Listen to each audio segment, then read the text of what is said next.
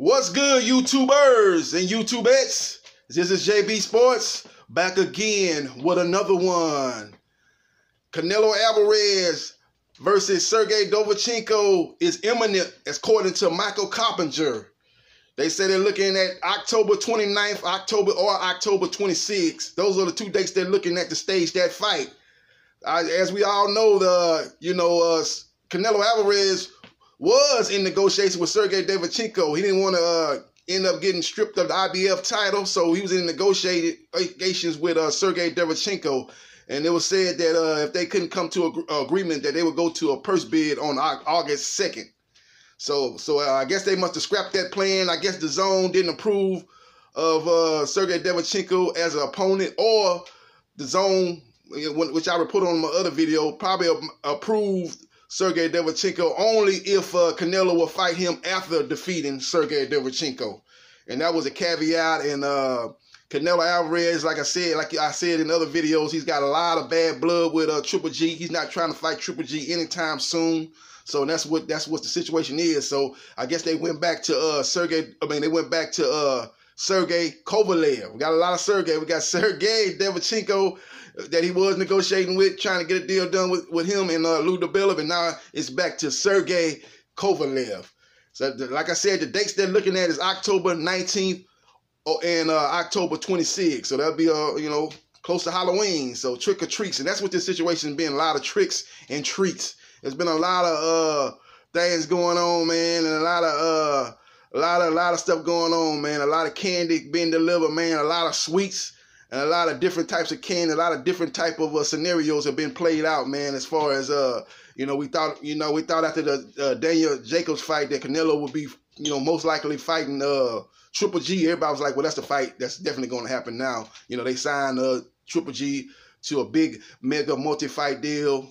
After signing Canelo to a huge multi-fight mega fight deal, naturally that'll be the fight to make to upgrade and increase the zone subscriptions, and everybody thought that was a foregone conclusion, but that's not the case, man. And then we thought, well, okay, he didn't want to fight him, and he was negotiating to move 2 titles up, trying to do what past champions like Bernard Hopkins was able to do, move up from middleweight to light heavyweight when he defeated Antonio Tarver. Canelo was trying to do that, make history like Bernard Hopkins, who is a promoter along with Oscar De La Hoya.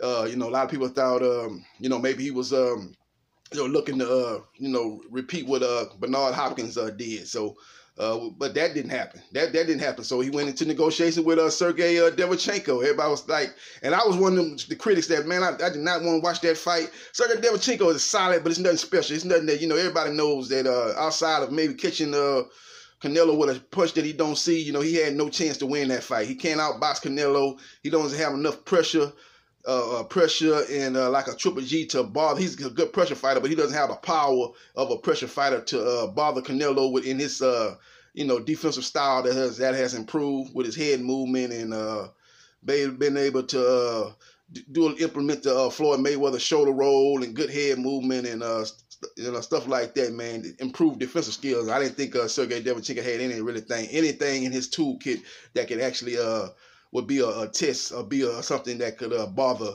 Canelo. So I guess the zone, put the kibosh on that situation as far as fighting Sergey Kovalev. They didn't approve that fight. Only way I was hearing that they was going to approve it if he would basically put Triple G on the contract, I guess. I don't know if they're going to take Canelo word, but I think he would probably have to put Triple G on the end of that contract if he defeated Sergey Kovalev, that he would have to fight Triple G next. And Canelo Alvarez and Golden Boy were not going to do that. So they went back to the Sergey Kovalev. I was just about to say Sergey Kovalev, man. This is a big soap opera going on. But Sergey Kovalev, they went back to the Sergey Kovalev well. And they're trying to negotiate that deal. So obviously they must have upped the money. If the deal is imminent, they must have upped the deal. I don't know. Sergey Kovalev and Kathy Duvidan was insisting on that they wanted what Daniel Jacobs got. Daniel Jacobs got 12.5. They wanted 12.5. Golden Boy offered 6. Maybe they came to some kind of middle ground. Maybe he's getting around 10 or something like that. So we'll see. Or maybe he is getting to 12.5. You know, maybe Golden Boy was like, hey, man, we got to make something happen. Canelo wants to fight before the year is out. And maybe they got desperate. And Kathy Duva and Sergey Kovalev played this thing great. They were like, okay, well, we got to fight with Anthony Yarde in Russia for a whole lot of money. Not as much money as we'd get fighting Canelo, but y'all not giving us what we want. We'll go take care of our mandatory against Yarde, make a lot of money, and we'll discuss this maybe toward the end of the year or early next year. And they obviously called Oscar De La Hoya and DAZN's bluff, because they knew that DAZN only approved them and Triple G as opponents, and they knew that the bad blood between Canelo and Triple G was real still raw, and still something that Canelo hadn't gotten over. So they were sitting in the catbird seat, as they say, and they sat back and just played it out, man. And it's like they're gonna be rewarded with Canelo Alvarez. High profile fight, and they gonna get the money that they wanted, or something close to it. And they in a big fight, man. They got a chance to redeem themselves after the last 2 high profile fights with Andre Ward on pay-per-view. They came up short. They got a chance to get that high profile fight with Canelo, and then try to get that win. They say he got 2 strikes on Sergey Kovalev. The first fight with Andre Ward, he lost. The second fight with Andre Ward, he got stopped. This is 3rd chance at the big leagues for Sergey Kovalev. So he's gonna be motivated. He's a naturally bigger guy. He's got a good jab, good left jab, a good right hand. He throws that right very straight right hand, and he's very, very technically sound, man. But his body is he's not a great inside fighter. And he's not a good body puncher, but but as far as him getting hit to the body, that's his weakness, as we saw in the Andre Ward fight. So Canelo will be looking to go to the body and break him down and try to get a second half of the fight stoppage. But Canelo is a complete fighter, improved tremendously on defense, good jab, good right hand, good body puncher, good left hook. You know what I'm saying? Good combination fighter, a good right hand. He's just a complete fighter, good right hook, just a complete fighter, man. Good defensively, man. Just really, what I really love about Canelo, he's really improved on his defensively, man. Early on in his career, man, he would get hit a little bit too much for my taste, and then he would get he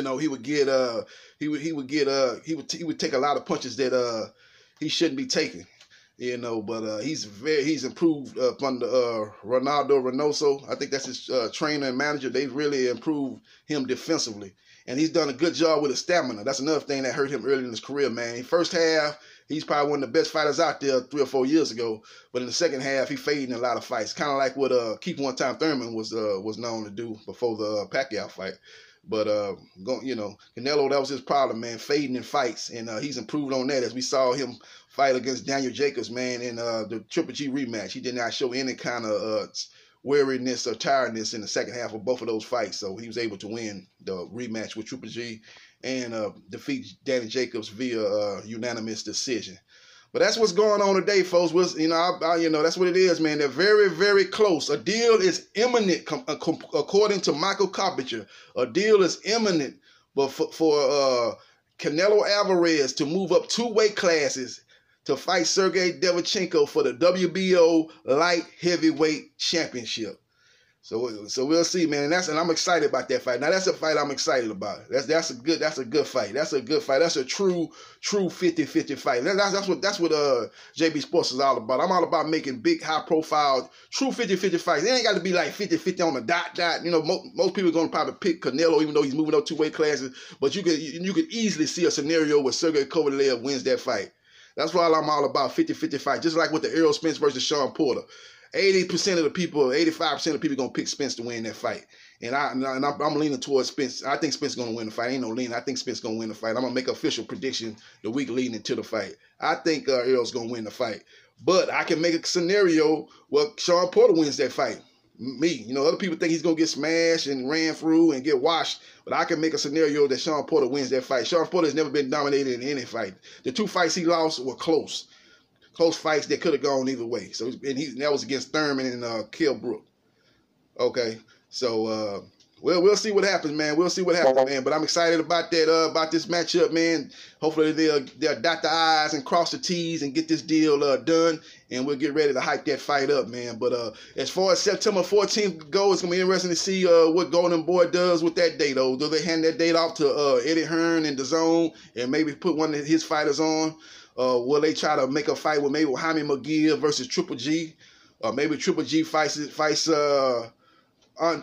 Demetrius Andrade. But either way it goes, it's gonna have to be a fight of significance, a fight of significance for that date, man. You talking about Michigan Independence date? They can't put any B-level, C-level fighters on that date.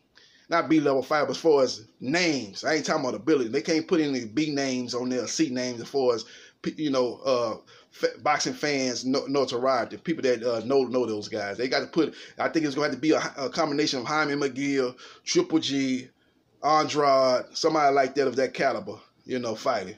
It's got to be one of those three got to be on the card. I would assume on September 14th. But we'll see how it plays out, man. He still got Daniel Jacobs on there. I don't think Daniel Jacobs don't have a name, but he still. Well, Daniel I ain't gonna say he ain't got no name. Daniel Jacobs don't have a big following, but he does have a name. Been in boxing for some years. Here, people know his backstory with the cancer and stuff like that. He's coming off a competitive fight with Canelo, even though he lost it. I felt it was still a competitive fight. So maybe you can try to put him on the card, fighting somebody, man. But you got another fighter, maybe Jesse Vargas. Maybe do a McGill Jesse Vargas fight on September the 14th, or maybe do McGill Triple G.